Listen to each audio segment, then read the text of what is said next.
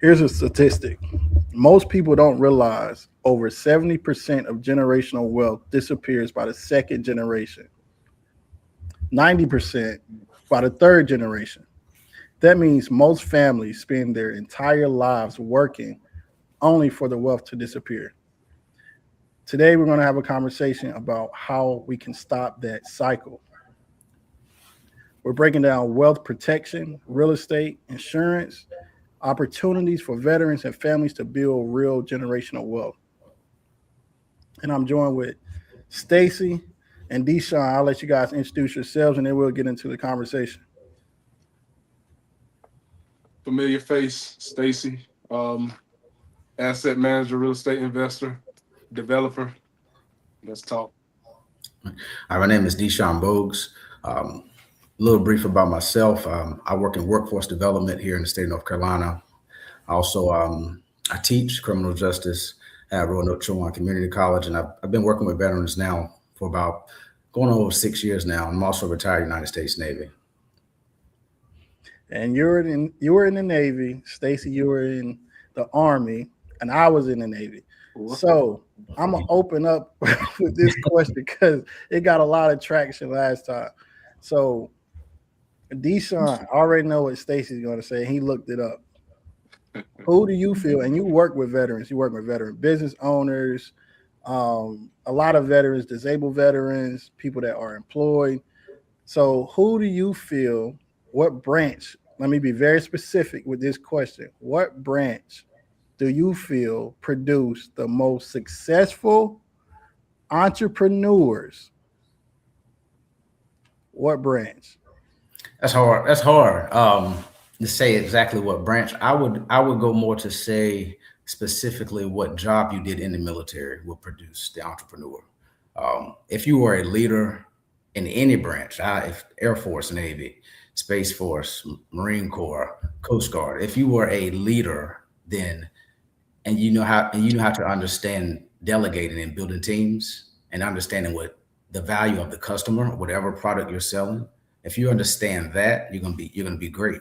But if you was one of the ones in the military that you just was able to take orders only, then not saying that you too far from the bridge, but you can still come over it.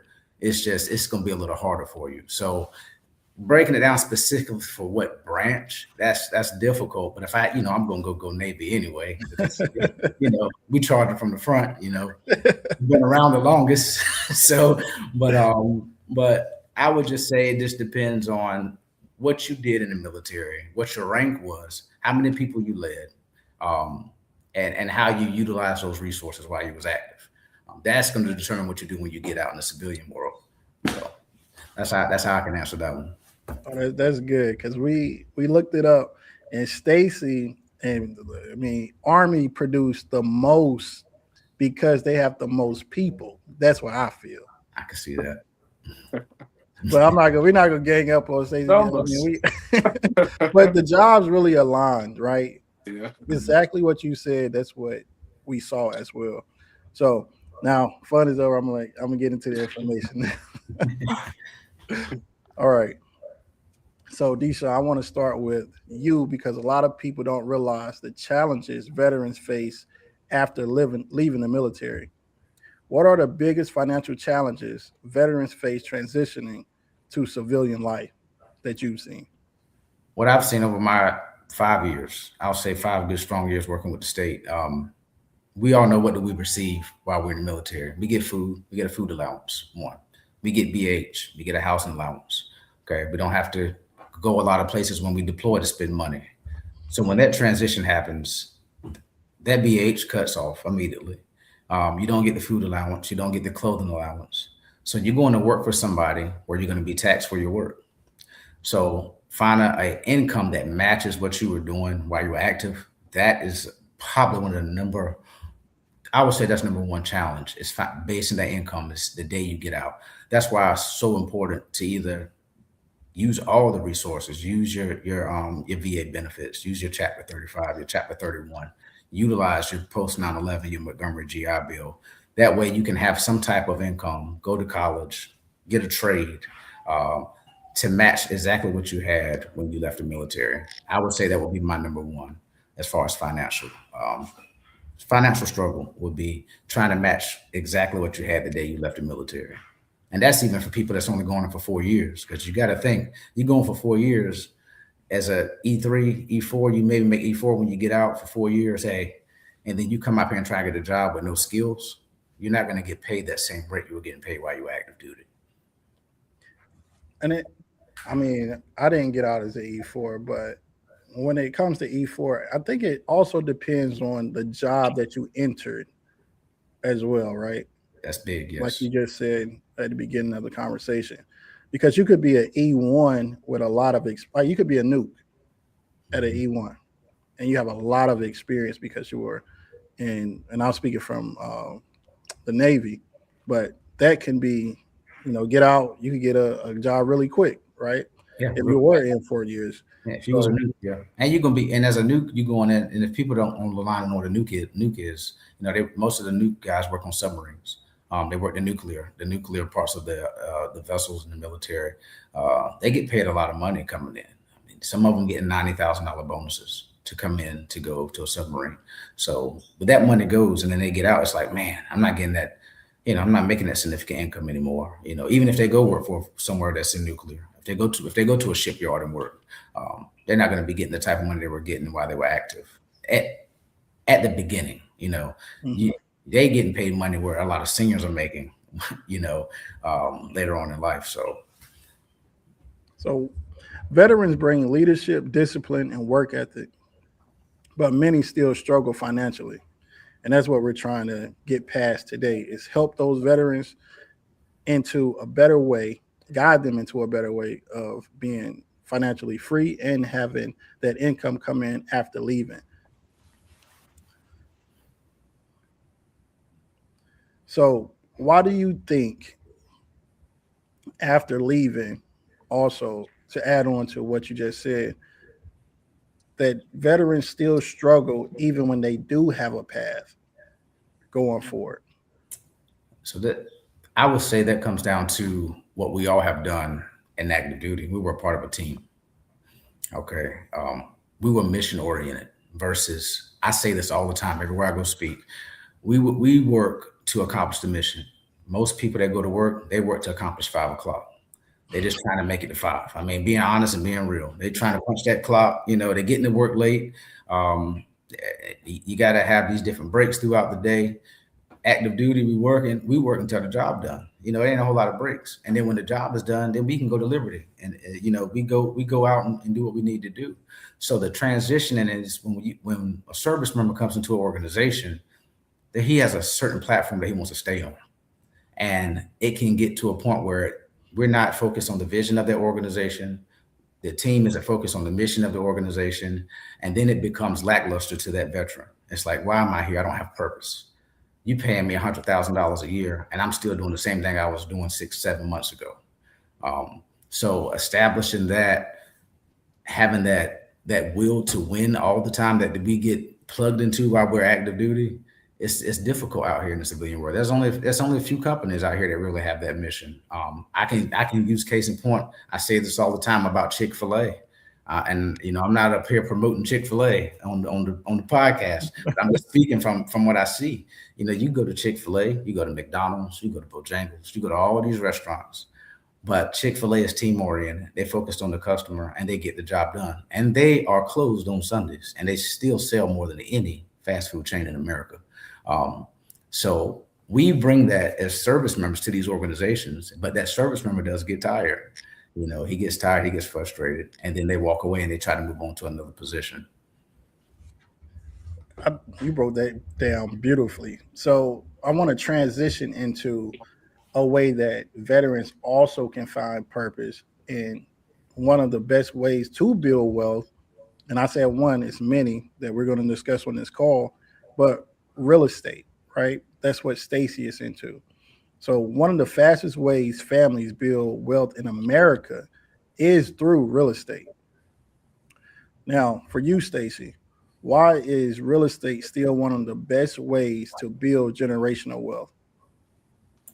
Again, I've said it multiple times, and it's that hill I'm willing to die on. History, numbers. History doesn't lie. Historically speaking, real estate has been the number between number one and number two wealth builders over since they've tracked it over the past 70, 60, 70 years since they've tracked it statistically. Stock market, real estate market. Um, Again, it comes down to supply and demand.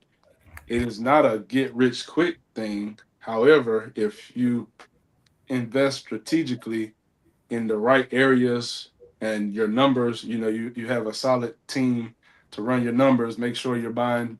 The key is buying at the right price, and you have that structure to follow through with the deal, and the numbers in the end or where they need to be. The ARV is there, the after rehab value or the post construction value is there. We're speaking on the development side. It's the value's there.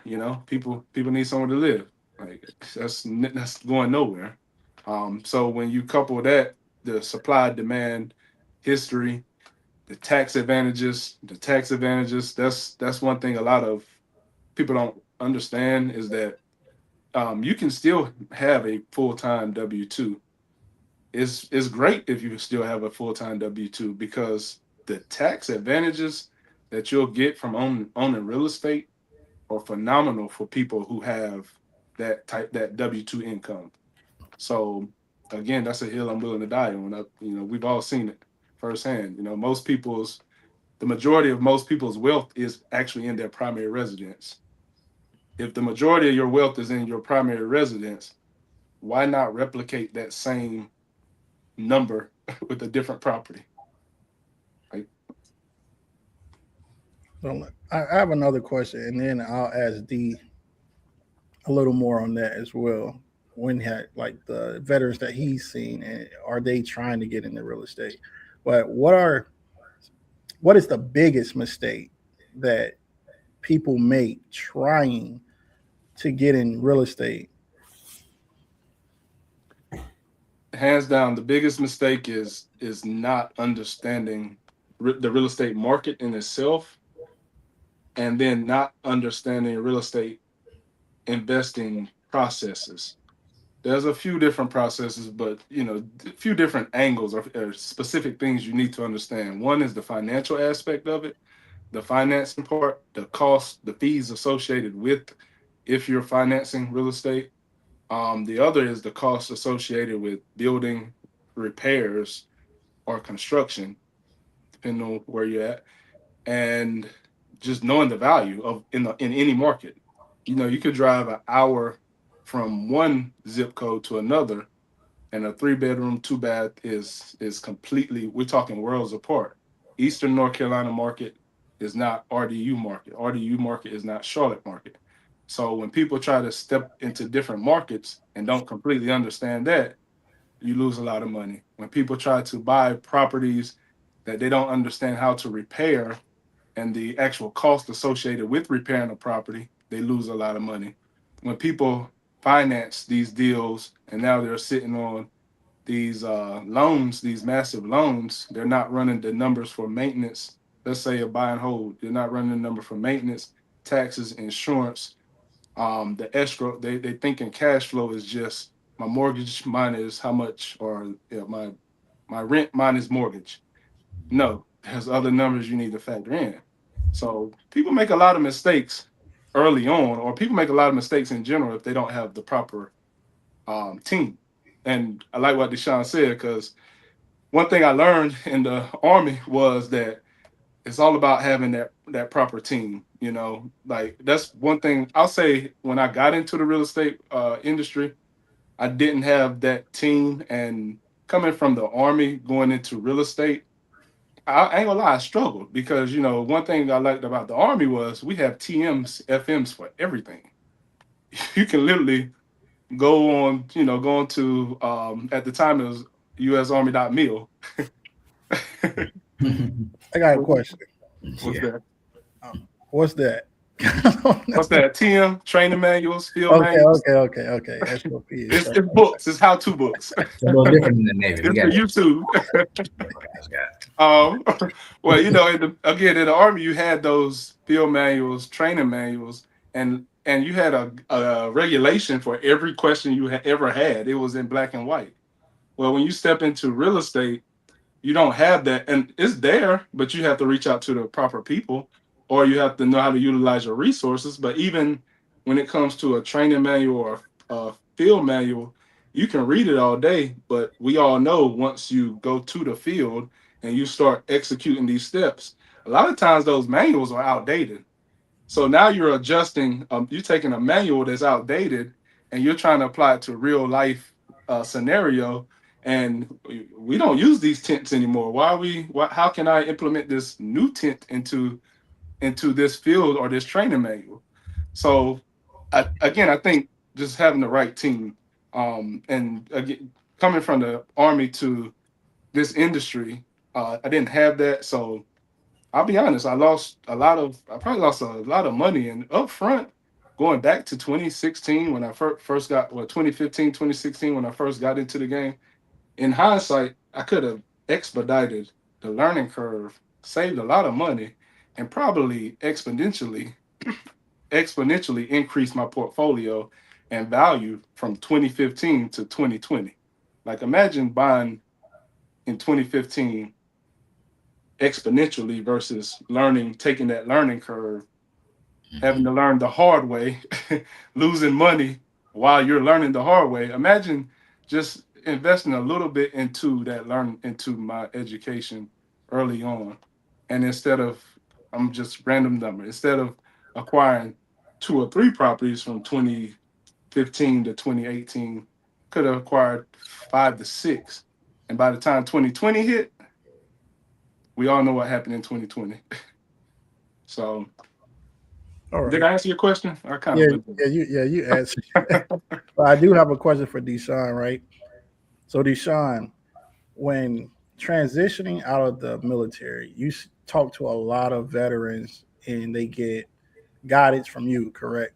Correct. So when it comes to disability and how you can utilize VA loans and things like that, what would you tell someone that is getting out? They've been putting claims in. They're trying to buy a house with their VA loan. What's the steps into trying to buy a home? Because I experienced this myself. I was going through my disability claim while I purchased my home. Then I got a check back for the down payment because I didn't have my rating yet. So I'm gonna go back to the beginning. If someone is trying to get out, once they do get out, they come to you and they say, "Hey, I'm thinking about buying a house." What advice would you give them? And they're still in the process of putting their claim in. So there's so many pieces to that, but I want to go back for 1 second to what Stacy said. And this is going to tie into your question about the VA loan. Mm-hmm. Entering into the military is one thing that I wish that they would do that they don't do right now. We have the transition assistant program, which is TAPS. That is your first key to getting out of the military. They even have courses on purchasing homes in the TAPS courses. They tell you about your VA benefits. But when we enter into the military, that conversation should also be had.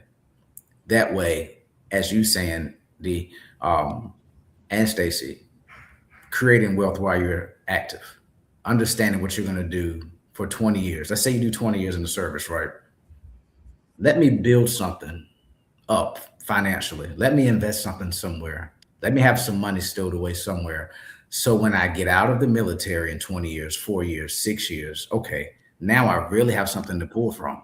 I have something I can dive into outside of a thrift savings plan, outside of the TSP. Let me understand these markets before I get out. Let me get some courses while I'm active to understand what real estate is, what my VA benefits are going to do when I get out. Now, when I'm to the transitioning course, I've been taught this stuff for 10 years, 5 years, 20 years. I got it. Now I'm just getting a little refresher because how long is TAPS? 3 days. You're pouring everything into a sailor, a soldier, a Marine, a Coast Guard guy in 3 days, where he could have been or she could have been getting this information for 20 years. And this is just a little refresher. Hey, we give me a little boost before you go home, back to where, we're releasing you out here to NC Works, where I work at. You're going to the VA, you're going to the VSO, you're going trying to get your disability claim.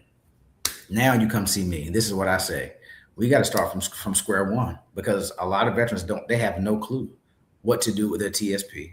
They don't know what the VA benefits are. They don't know if they got post 9/11 on Montgomery. So we walk through these things together. Now, to your question about what do I tell the veteran about his benefits, I say, hey, let's go to va.gov. Let's set you up an account first. That's the first place to start. Okay. Let's see how many times you went to the doctor. Let's pull your medical records. Let's see what these ratings are really doing. What are we saying? What are these adjudicators looking at? Let's see how we can push this rating so we can go ahead and get you to your 100% because you deserve it. Okay. Now let's download your VA eligibility letter, not just for your home, but for college, for your children. Let's go through that process. So we walk them through every step that they need so they can be great or they can be successful, because they already served the country. They already done the do. So now they come see me. We just break down specifically every single thing they may need so they can come out here into society and get what's deserved to them. So they can get the house, so they can get the rating, and then so they can get a job too. So that's how I break it down, because every circumstance is different. Everybody has a different circumstance and situation. So I handle each with care when I speak to the vets. That's great, because I didn't know where to go when I got out. Yeah. I didn't know where to go when I got out. I didn't know what to do. I kind of leaned on my wife, and we just did a lot of research, trying to get my claim and buy a house and and things of that sort. So now, as far as going back to the real estate side, Stacy, when or either one of you can answer this. So I know that you have to live in your house for a year when you're using your VA loan, correct? Two. 2 years or is it a Two. year? 2 years. Two. Yes, two. 2 years. And then you can use your loan again. But is there a cap on your loan? Don't quote me. There's not a cap. It's based on your income, I believe. I don't think it's a cap. And I think it's based on your state too, where you live at, or location, I think. I don't, and I think the way it's structured, again, don't quote me off the top of my head, but the way it's structured is they will VA guarantee up to a percentage of your loan, because after 500K you start going into jumbo loans, which they will only VA or guarantee up to a percentage of that. So it's a little complex when you start talking specifically VA loans, but you can have multiple VA loans. I'll tell you that. And also another question, I'm just going to jab some of these questions in. When it comes to your disability, or just a veteran that doesn't have disability, Desean, this is for you. Is the down payment on a home completely wiped away? Because I got the money back.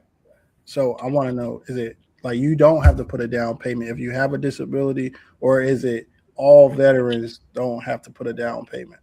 Just to clarify.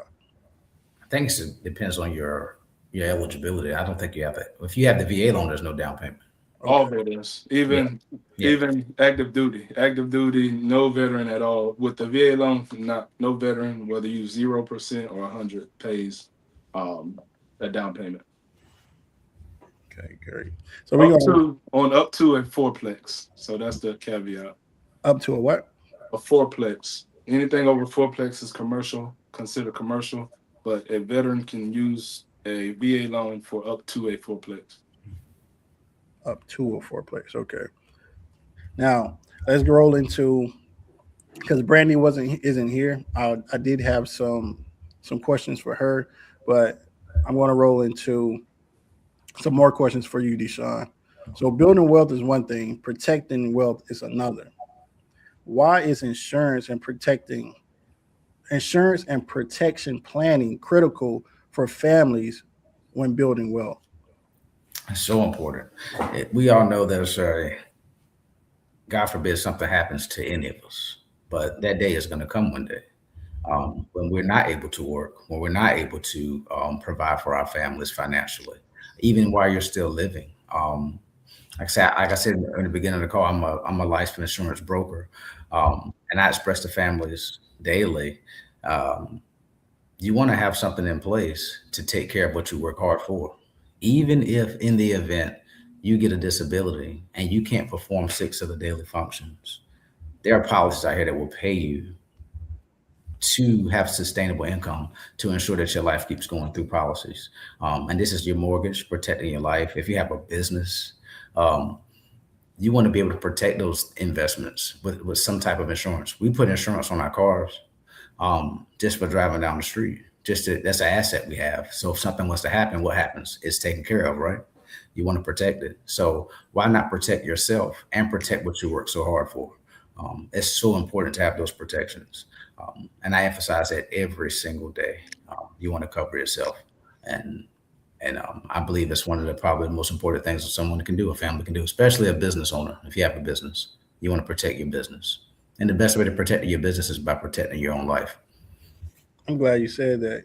And I want to go back to, so we talked about the VA loan, we talked about disability, and it's been some conversation stirred up here lately that I've seen online about claims being audited.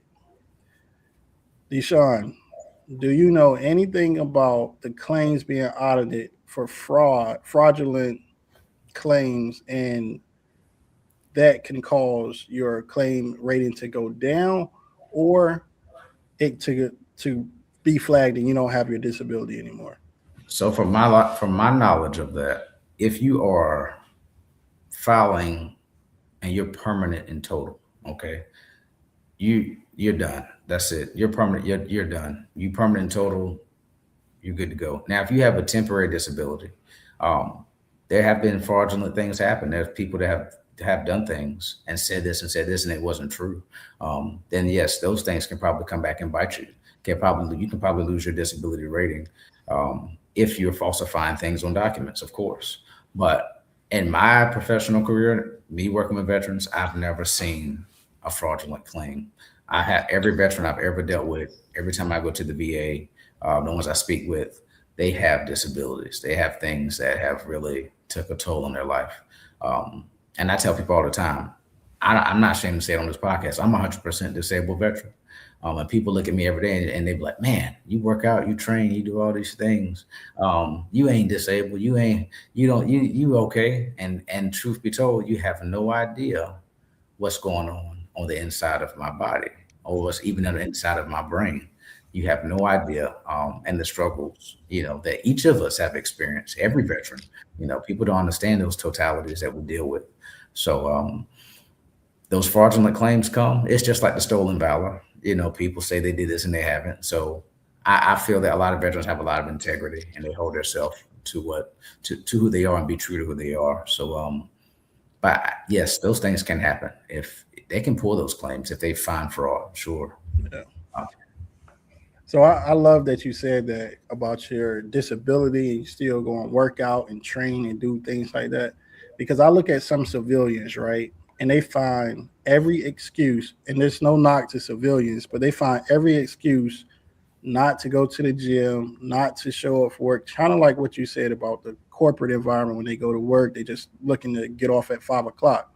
But I know a few people, they say, "Oh, my back hurt. Oh, my, this hurt or that hurt." And I'm like, well, I got two bad knees. I broke my finger doesn't bend all the way. And I got a lot of stuff that's wrong with me, right? And then they look at me like, "Oh, there's nothing wrong." No, we just have a different mentality when it comes to pain tolerance for one, and also getting the job done. And you have to be healthy. Like Stacy, I know about your shoulders, your back. Deesha, I know about your injuries as well. But we all still go to the gym. We all get up early in the morning. We all work very hard to get what we want out of life.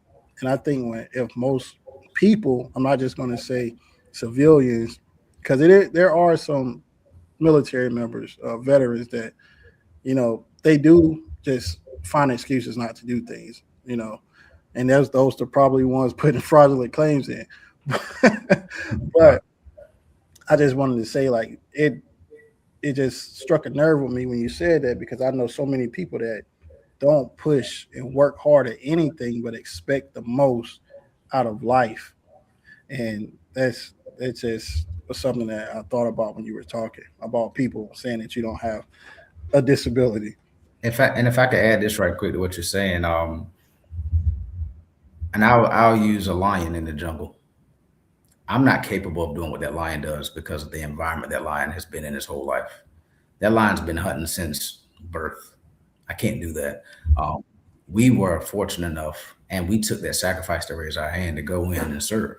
So they put us through things that we had to adapt to, a culture we had to adapt to. That was a shock when we first went to boot camp. You know, it was something different. Every civilian doesn't get that. They don't get to go on deployment. They don't get to miss their family. They don't get to run the miles and do the push-ups and go to 3 days. I don't know what they did in the army, but I know in the Navy, they made us stay up for 3 days coming in and 3 days going out, no sleep. So they don't make us go through those things. Just like a woman having birth. We are men. We're not having no baby. You know, we don't know what that woman goes through for 9 months, but she's built a certain way to handle birth and to handle those things. But we as men, we can't take on that, you know. So just like in the civilian world, it's hard for them to even understand the things we dealt with, the things we've done. So they don't have the pain tolerance. They don't have that mental capacity to say, you know what, I'm gonna stay here till dark to get this thing done, and I'm gonna be up at 4 o'clock right back in formation. They don't get that, you know, because they haven't been placed in those situations. So when I see it, and I be out here in community, I be seeing these different employers every day, and I see, I hear the complaints, this, that, and the third. I say, you're not built the same way.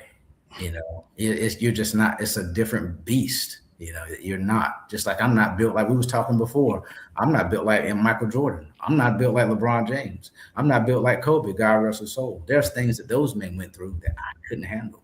You know, I probably couldn't do it. I couldn't go through one of those workouts with LeBron and do what he does. You know, he's $1 million athlete, has $1 million trainer.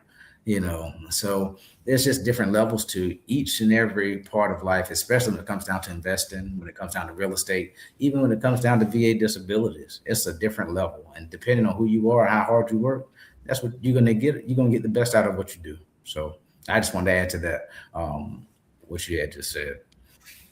Stacey, you got anything you want to add to it? Hey, we had a saying, and I stick to that saying to this day: drink water, drive on. That's it, you know, and that's been my motto in a lot of aspects of life, but specifically in the real estate realm is as we begin to go through these projects, and you know, I'm very hands on at this moment, so um, from day to day it's just it's hot some days, it's cold some days, and every day we just drink water and drive on, you know, Sure, it's good. You said drink water and drive home. drive on, Drive on. Oh, drink drink water. water, drive on. You know, y'all didn't say that in the Navy. Nah, I mean, Oh, that's the army thing there. Drink the, water, drive on, soldier. well, they used to tell us just to drink water, like especially in boot camp. They're like, drink some water. I agree. I drink.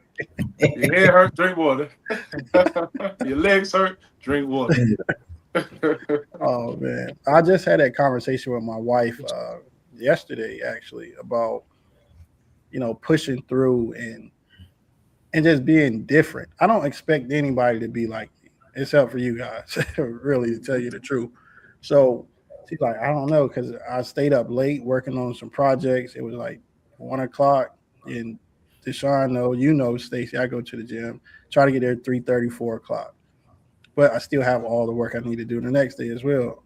But sometimes it takes staying up late and getting up early, and you don't want to break your routine. I think that's another thing that veterans have. We always have a routine, whether it's eating at a certain time, going to the gym at a certain time, getting the job done. We don't have a routine. Like, you just want to get it done, right? That grit, that grind that Stacy spoke about on the last live. Like, we have that grit, that grind. We want to get the job done, but we don't want to have a job that does get the job done without quality. Quality is important. And when I was deployed, I told my wife, I said, I think I slept maybe 3 hours a day for 10 months, and that was crazy. And most people like 3 hours a day. I say sometimes I might get 4 or 5 hours. Or There's like taking naps in between. But you're like, oh my God, how did you function? I don't know. As a human being, your body's gonna adapt to anything that you're doing. And that's just the beast. We veterans are beasts. Yeah, big time beast. Mhm. Now, one of the things that we want to do through the wealth support veteran owned businesses, we have a school community, but we're going to get into that later. So, what opportunities exist for veterans who want to start a business, Desean? Oh, so many resources. They can actually come, to our platform at NC Works if they're here in North Carolina. We have different vendors that we work with. We have different allocations of monies that we can probably send. Uh, Actually, last year I was with East Carolina University for their small business summit here in Greenville, and they was just pushing out money to small businesses. So understanding your resources, there are federal grants out there for veterans. And like we said, you don't know them if you don't ask. I help write grants. I write them. I've been writing them for years. I know how to locate them. I know how to get the resources out. Based on like the stakeholders of the community, the product that you're selling, if it's going to be beneficial for the location that you're going to put your organization in. I can do all that research for them, and that's just another tool that I have working with NC Works. I can provide that for veteran business owners that want to start up. I can tell you, hey, this ain't gonna work here. Hey, I want to open up a gym in downtown Greenville. It might not work because there are 25 gyms on every corner. What type of gym do you want to open up? What are you trying to do? Who are you targeting? Are you targeting weight loss? Are you targeting elders? Are you targeting people who are struggling with different type of health, issues? So you starting up a small business for a veteran, you really just have to know the dynamics of your situation. Okay, you got to know where you're going and what you're trying to do with your product. And I help navigate that when they come see me for small business owners. I put them in. I even have them talk to big business. They say, "How did I get started?" So many resources to get started, and there's funding out there. So you just got to go look for it. On one of the conversations I had with Stacy on one of these lives, we talked about real estate and your research. And Yeah. I always say everything in life works the same if you really think about it. You always have to do research into anything that you do. Think about when you go to school, you got to research, you got to study to take a test. When you go and say you play a sport, you got to study the other team and see what their weakness is to to win, to beat them. So life is just one big circle. It happens research, develop, execute, review, adapt if needed, and just do it again. So that's what I teach when I'm coaching business owners or when I'm coaching an organization or if I'm coaching teams is did you do your research first? Hmm. Now, how do you plan on executing when it comes to the work that you need to do? But if you did no research, then you're just you're just guessing and hoping. And that's why people fail. Yeah. The guessing and hoping and going in blind. It's like, would you drive, say I'm gonna drive to New York and don't have a map or GPS? You're gonna be like Christopher Columbus. You're gonna be hoping and hit Right. something. discover a new land. Just gonna land somewhere one day. I made it. You didn't. You got lucky. You didn't make it. So I got another question. Because I know time is ticking. I want to get through all my questions. What kind of support do veteran entrepreneurs need the most right now, Desean? You said it. Research. They got to know. They got to understand the product that they're trying to put out to the world. You got to dig into it. And a lot, like you just said, a lot of people think they can just, okay, I want to open up me a food truck. Okay, where you opening up this food truck at? Well, I'm gonna open up this food truck in Greenville. I'm just gonna use Greenville, North Carolina. Where are you opening up in Greenville? Okay, what's the market? Who are you feeding? Oh, I want to open up a healthy living market. Okay, how many people around here want to eat healthy? I'm just being honest. It sounds candid, but I'm being honest. In Northeast North Carolina, we like barbecue and fried chicken. That's it. You know, and if you come out here trying to open up a pop shop with some tofu and some vegan food, you're probably not going to be that successful, and your business is going to be closed. But if you want to go, if you want to do that, then hey, go to an area where that market is moving. So understanding your research is everything. Is the advice I would give to new entrepreneurs coming to the area. What are you selling? How good is your product? And how much is it going to affect the community that you're trying to provide service to? Okay, that's it. Customer service is everything. I hear a lot of entrepreneurs say, "I don't want a boss." Your boss is the people. If you don't got the people, you don't have any money, and you ain't making, you're not doing anything. So unless you're just gonna sell to yourself, I mean that's about it. Another thing that I want to say about veterans, we understand ranking. Yeah, Everything in life has a rank. it does. You could be a CEO, but who you're selling or producing to, is still that's who you care about. Yeah, It's when business owners feel like they don't have to reach out to the people that they are trying to sell to. They don't follow up with the customers they already do have. They don't treat like those entrepreneurs, they fail immediately because they don't care about the person. yeah, And I want to get on this really on real estate as well. So for people that want to say they have money, Stacy, or they don't have money. Hold on, Siri is trying to connect.